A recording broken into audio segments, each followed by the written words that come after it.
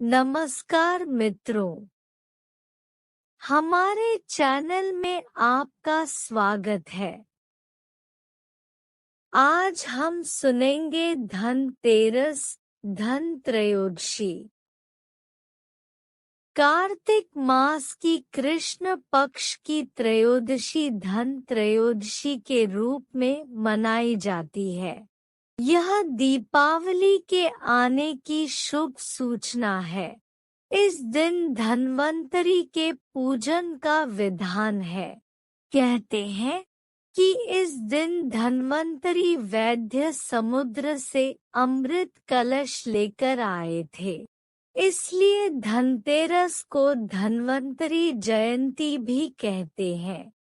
इस दिन घर के टूटे फूटे पुराने बर्तनों के बदले नए बर्तन खरीदते हैं।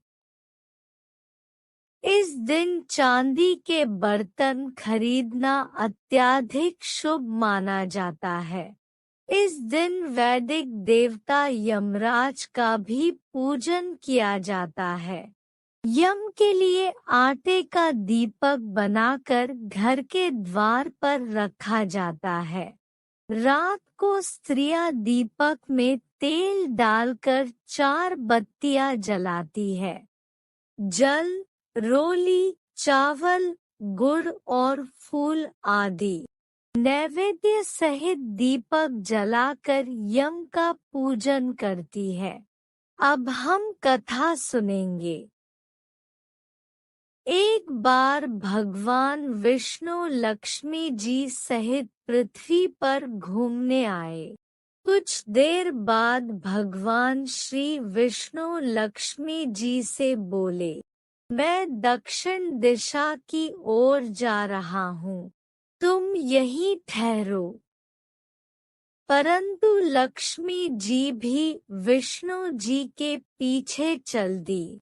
कुछ दूर चलने पर ईख का खेत मिला।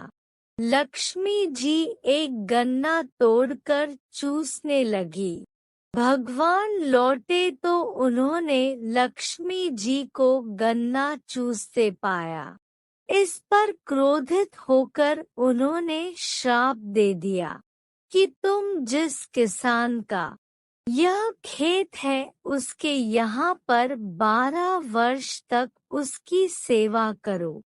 विष्णु भगवान क्षीर सागर लौट गए तथा लक्ष्मी जी किसान के यहाँ रहकर उसे धन धान्य से पूर्ण कर दिया।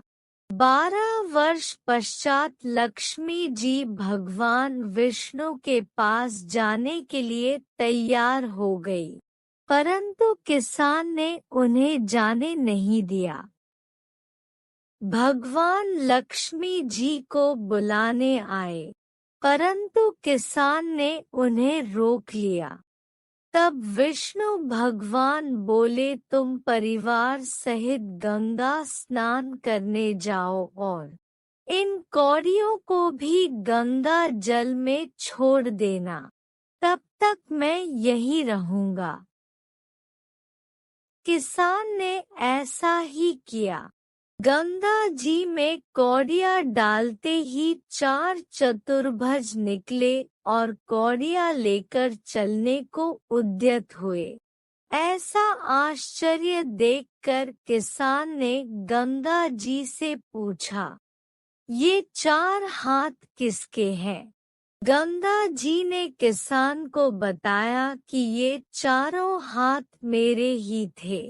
तुमने मुझे कौड़ियाँ भेंट की है, वे तुम्हें किसने दी हैं? किसान बोला, मेरे घर में एक स्त्री पुरुष आए हैं। वे लक्ष्मी जी और विष्णु भगवान है। तुम लक्ष्मी जी को मत जाने देना, नहीं तो तुम पुनः निर्धन हो जाओगे। किसान ने घर लौटने पर लक्ष्मी जी को नहीं जाने दिया। तब भगवान ने किसान को समझाया कि मेरे श्राप के कारण लक्ष्मी जी तुम्हारे यहाँ 12 वर्ष से तुम्हारी सेवा कर रही है। फिर लक्ष्मी जी चंचल है, इन्हें बड़े बड़े नहीं रोक सके, तुम हठ मत करो। फिर लक्ष्मी जी बोली, हे किसान, यदि तुम मुझे रोकना चाहते हो तो कल धनतेरस है। तुम अपना घर स्वच्छ रखना, रात्रि में घी का दीपक जलाकर रखना। मैं तुम्हारे घर आऊंगी, तुम उस वक्त मेरी पूजा करना, परंतु मैं अदृश्य रहूंगी। किसान ने लक्ष्मी जी की बात मान ली और लक्ष्मी जी द्वारा बताई विधि से पूजा की। उसका घर धन धान्य से भर गया।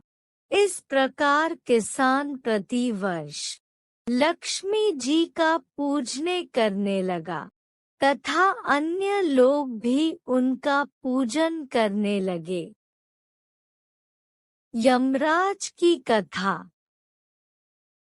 एक बार यमदूतों ने यमराज बताया कि महाराज, अकाल मृत्यु से हमारे मन भी पसीज जाते हैं।